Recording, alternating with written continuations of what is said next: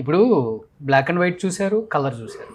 నాకు తెలిసి అన్ని రకాల సినిమా చూసిన నటులలో ఇప్పుడు ఈ భూమి మీద ఉన్న వాళ్ళు చాలా తక్కువ మంది ఉన్నారు. కానీ దేవుడు ఇచ్చిన గొప్ప గిఫ్ట్ ఏంటంటే మీకు మంచి ఆరోగ్యం. అన్నీ చూడగలుగుతున్నారు. అవును. అసలుకి కొంచెం పైన డై కానీ కింద బీడి వేస్తే 50 సంవత్సరాల నవ మన్మధుల్లాగే ఉంటారు మురళీమోహన్ గారు. అసలుకి అది అంటే చెప్పాలని కాదు, నిజంగా అది. ఎందుకంటే మీకు ముడతలు రాలేదు అంటే that is the credit of our jeans. అవును, మై పేరెంట్స్ నాకు ఇచ్చిన జీన్స్. అవును. ఫాదర్ 96 సేతుపతి గారు, నాన్నగారు నాన్నగారు 95 years కదా, అసలు నడుస్తూనే ఉన్నాడు. ఆఖరికి ఆ లాస్ట్లో హాస్పిటల్కి వెళ్ళేటప్పటికి కూడా ముందు రోజు కూడా నడిచారు. రోజు మార్నింగ్ లేవగానే నడుస్తారు. ఆయన ఏజ్ వచ్చేసింది, తోలుతున్నారు అని చెప్పి అమెరికా నుంచి ఒక చైర్ లాంటిది, వీల్ చైర్ లాంటిది ఒకటి తెప్పించాం.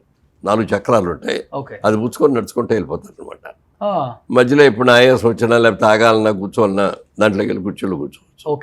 ఓ వాటర్ బాటిల్, న్యూస్ పేపరు, కావాల్సి అన్నీ ఉంటాయి దాంట్లో. సూపర్. అలా పెట్టి నడిచికుండా వెళ్ళిపోయేవారు. అమ్మగారు 100 years, 100. ఇంకొక నెల అయితే 100 పూర్తయి 101లో కూర్చోవారు.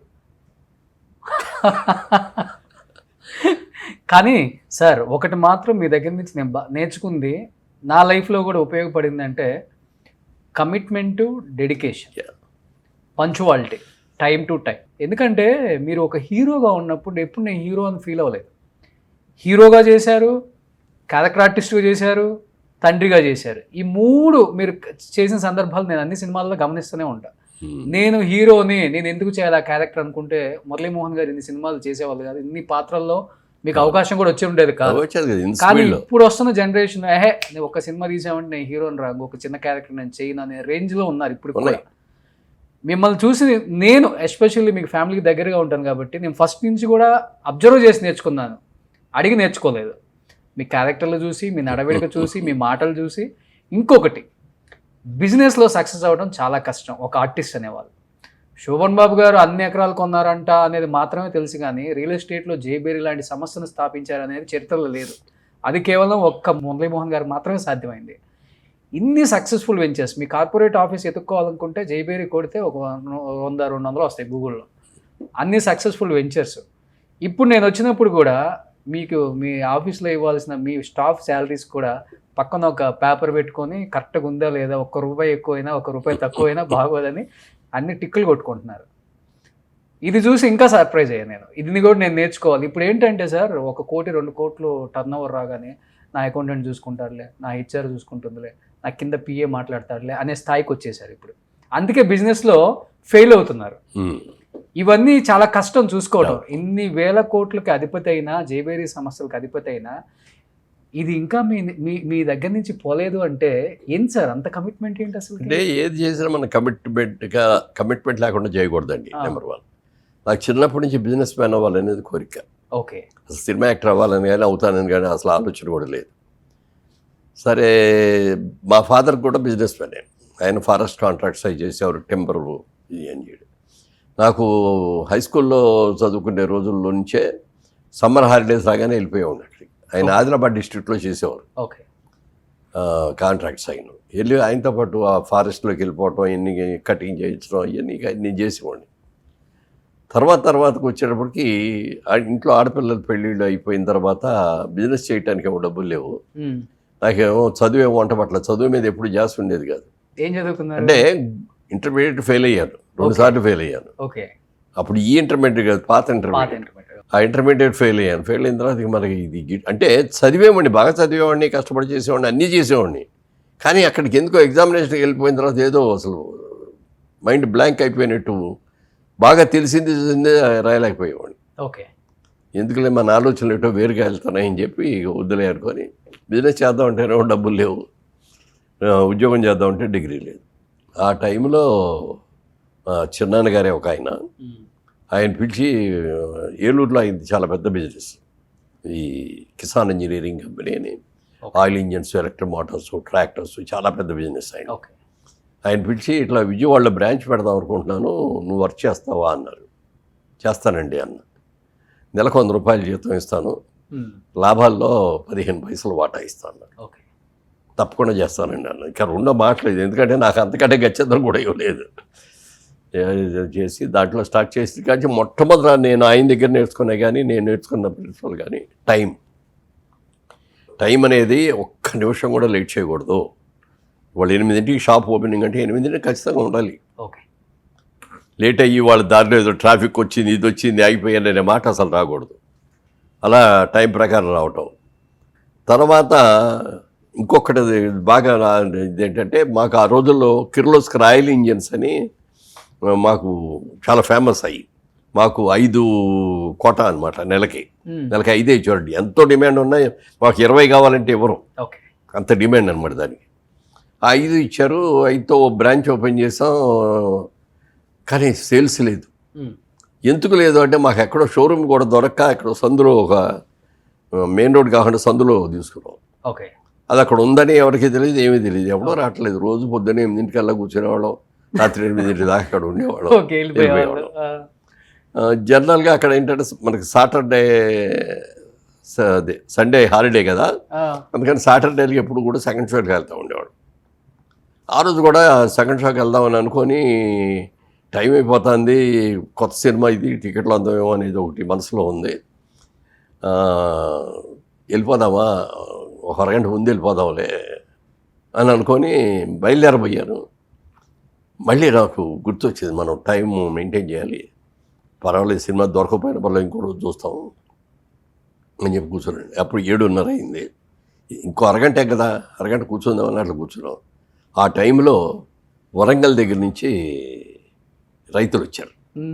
రైతులు వచ్చి మాకు కిర్లోస్కర్ ఇంజిన్లు కావాలండి అన్నారు. ఉన్నాయండి నా దగ్గర అన్న. మాకు 8 కావాలండి అన్నాడు. 8 లేవండి, 5 ఉన్నాయి నా దగ్గర, ఫస్ట్ వీక్లో వస్తే మిగిలిన 3 ఇస్తానండి, ఇవ్వండి అన్నారు. అంతే. ఆ నెల రోజుల కోట అరగంటలో అయిపోయింది. అంతే. చూడండి, ఆ రోజున కనుక నేను సినిమాకి వెళ్ళిపోదామని ఎవరు పొద్దు నుంచి కూర్చున్న 4 రోజులు కూర్చున్నా ఎవరు రావట్లేదని చెప్పి బద్దకిచ్చి వెళ్ళిపోతే అది ఓపెనింగ్ వచ్చేది కదా నాకు. అది ఎప్పుడైతే వచ్చిందో నాలో హుషారు పెరిగిపోయింది. ఇంకా దాంతోపాటు ఇంకా అదర్ ప్రోడక్ట్స్ అవన్నీ కూడా తీసుకుని అట్లా బాగా బ్రహ్మాండంగా చేశాను బిజినెస్. సో టైం అనేది మిమ్మల్ని టైం అనే దానికి ఇప్పటికీ కూడా వాల్యూ ఇస్తారు. ఇక్కడ ఏదైనా బ్యాంక్ ఇంటర్వ్యూ ఇచ్చారు ఒకటి, 10:30కి రండి అన్నారు అనుకోండి, 10:15కే వెళ్ళిపోతాం మేము అక్కడికి. వెళ్ళిపోయి బయట కారులో కూర్చుంటాం, 10:10:30 అవ్వగానే టక్వట్ లోపలికి వెళ్ళిపోతాం. నాకు ఈ అలవాటు వచ్చింది సార్ కారు. ఎందుకంటే లేకపోతే ట్రాఫిక్ ఎక్కడ జామ్ అవుతుందో తెలియదు.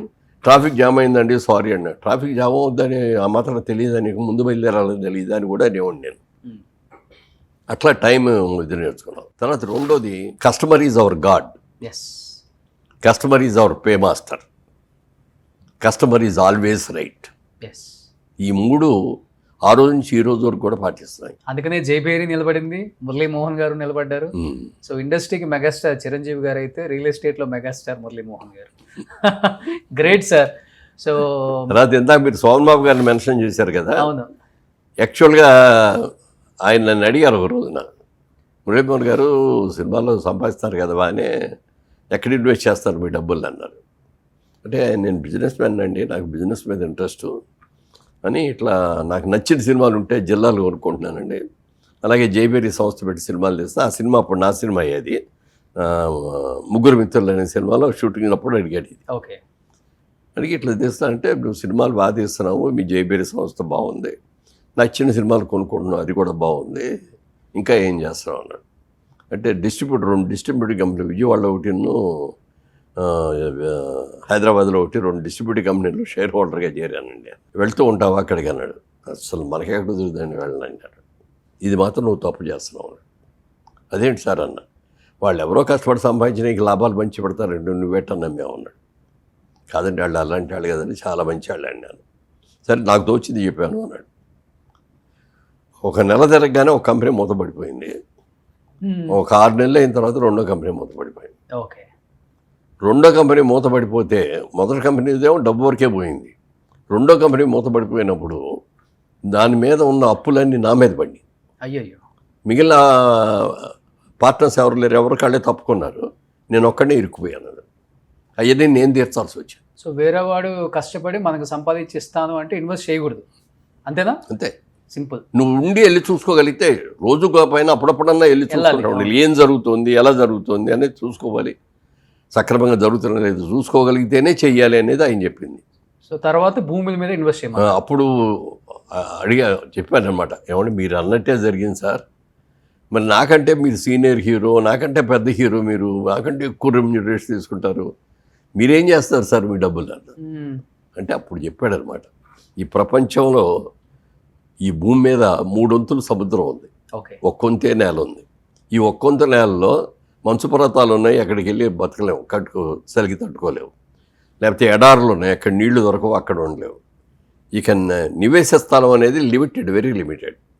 ఇక జనాభా పెరుగుదల చూసుకుంటే వరల్డ్ వైడ్గా అన్ని చోట్ల విపరీతంగా పెరిగిపోతున్నారు. రాబోయే రోజుల్లో ల్యాండ్కి మంచి డిమాండ్ వస్తుంది అని నేను నమ్మాను. అందుకని నా ప్రతి రూపాయి ల్యాండ్ మీదే పెట్టేస్తాను. ఒక్కో రోజు ఆయన షూటింగ్లో ఉండగా ఎవరైనా డబ్బులు తెచ్చిస్తే కూడా ఆ డబ్బులకి రేపు పొద్దున వస్తాయని తెలుసు ఆయనకి. షూటింగ్లో అని కొన్నాళ్ళని ఆ బ్రోకర్స్లో మీడియర్స్ని ఎవరో రమ్మని అక్కడదక్కడే ఇచ్చేవాడు. అట్లా చేశాడు. చాలా పెద్ద ప్రాపర్టీస్ కొన్నాడు. 100 ఎకరాలు ఉంటాయి కదా సార్? 100 ఎకరాలు. అంటే సరిగ్గా చెప్పాలంటే ఇవాళ రెమ్యూనరేషన్స్ ఇవన్నీ వదిలేయండి, ఆ రోజుల్లో ఉన్న రెమ్యూనరేషన్స్ లెక్కేసుకుంటే ఇండియాలో రిచెస్ట్ పర్సన్ ఎవరు అంటే సినిమా వాళ్ళల్లో శోభన్ బాబు గారు ఫస్ట్. సెకండ్ అంటే సెకండ్ హిందీ వాళ్ళ ధర్మేంద్ర, రాజ్ కపూర్. కాదు అసలు అది మీరు కూడా అన్ని ల్యాండ్స్ తీసుకున్నారు కదా సార్? లేదు, ఆయనకి నాకు తేడా ఏంటంటే ఆయన డబ్బులు బాగా వచ్చాయి కాబట్టి కొన్ని సెట పడేసి ఉంచాడు. మీరు డెవలప్మెంట్, మన దగ్గర డబ్బులు లేవు ఎక్కువ, అందుకని ఉన్న డబ్బులతో ఏదో ఒకటి ఇన్వెస్ట్ చేయడం, లేకపోతే అప్పులు తీసుకొచ్చి దాన్ని కలపడం, అది అయిన తర్వాత అది అమ్మేసేసి ఇంకోటి దాంట్లోకి వెళ్ళటం, అట్లా వెళ్ళాం. ఇప్పుడు నేను అమ్మకుండా ఉన్నట్టే ఇవాళ 800,000 కోట్లు ఉండేది. 1000 కోట్లు. కానీ చాలా సుఖమైన జీవితం మీ పరంగా. శోభన్ బాబు గారు అప్పుడప్పుడు నేను చెప్తా ఉండేవాడి, ఇది నా మీటింగ్స్లో ఎక్కడ మాట్లాడినా, ఇంటర్వ్యూస్లో మాట్లాడినా ఇట్లా చెప్పేవాడిని. ఆయన చూసి మురళీమోహన్ గారు గాలి మురళీమోహన్ ఏంటయ్యా నా గురించి అన్నీ చెప్తావు నువ్వు. నేను నిజమే చెప్తానండి, మీకు ఏం అబద్ధం చెప్పట్లేదు కదా. నేను మీ గురించి గొప్పగా చెప్తే మీరు నాకు ఏమైనా కాల్ షీట్లు ఇస్తారా? మీరు యాక్ట్ చేయటం మానేశారు, మీ కాల్ షీట్లు ఎవరు అని చెప్పి నేను చేశాను. కానీ నేను నీలాగా బిల్డింగ్లు కట్టడం ఇవన్నీ చేయటం నేను చేయలేదు, కొన్నిసాట పడేసి ఉంచాను అన్నాడు. కానీ ఈరోజు జైబేరి అంటే ఒక సంస్థ కాదు, ఒక వ్యవస్థ. ఎంతమంది ఉంటారు సార్ ఎంప్లాయీస్? అంటే రియల్ ఎస్టేట్లో లేబర్ ఎక్కువ ఉంటారు, ఓవరాల్గా ఇంజనీర్స్ వీళ్ళు అందరూ చాలామంది ఉంటారు అనుకోండి.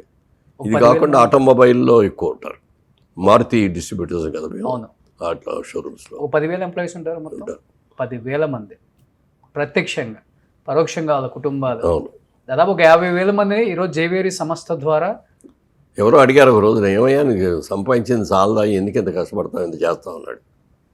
ఇవాళ నాకు లాభాలు వస్తున్నాయి ఏం చూడలేదండి, నాకు రావాల్సినవి వచ్చినాయి, నా బాధ్యతలు తీరిపోయినాయి, ఇంకా ఎందుకు చేస్తున్నాను అంటే ఎంతమందికి ఎంప్లాయ్మెంట్ ఇచ్చాను, వీళ్ళందరికీ ఎంప్లాయ్మెంట్ ఇవ్వాలి కదా. సాటిస్ఫాక్షన్, ఎంత సాటిస్ఫాక్షన్. ఇంతమంది ఇన్ని కుటుంబాలు నా మీద బతుకుతున్నాయి. ఎక్కడ చేస్తారంటే మురళీమోహన్ గారు జైబేరిలో చేస్తూ ఉంటారు, వాళ్ళ కోసం చేస్తాను నేను ఇది. అలాగే నా సంపాదన నుంచి కూడా నేను కొంత పేద పిల్లల్ని అడాప్ట్ చేసుకొని చదివించుకుంటున్నాను. ఈ సాటిస్ఫాక్షన్ నాకు కావాలి. ఏమీ లేకుండా ఇంట్లో కూర్చుంటే నేను 60 ఏళ్ళకే చచ్చిపోతాను. Great sir, super. ఇది ఫాలో అవ్వాలి. మనం ఎంత యాక్టివ్గా ఉంటే అంత బాగుంటుంది. ఇవాళ యాక్చువల్గా నన్ను మా వాళ్ళందరూ కూడా చాలా కష్టపడ్డారు, వద్దులేండి అని చెప్పి పక్కన కూర్చోబెట్టినా కూడా రోజు వస్తాను నేను ఆఫీస్కి. వస్తాను, ఒక 2 hours అంతా కూర్చుంటాను.